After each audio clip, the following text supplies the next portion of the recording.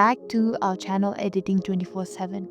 So in this video I'm going to show you how to add border to your table in Canva. Yes, you can add a border into your table. So yeah, without any further ado, let's dive right in.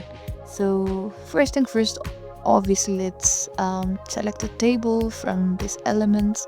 Type in table. Okay, I'll select this one over here.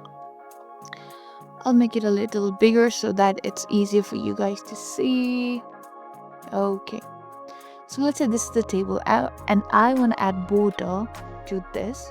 In order to do that, you can simply tap into the table itself and go to this top section, and here you can see the color of option of color, and there's the option of border. Simply tap in there, and there are different options, like whether you want to add border to the outer or like the top borders or like right border. So let's select outer border, and you can also choose the border style, like the weight.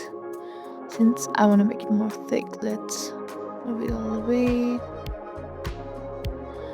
And yeah, okay, I'll select the whole thing and choose this, and there you go. Here's the border. As you can see, there's a difference between the inner line and the outer line.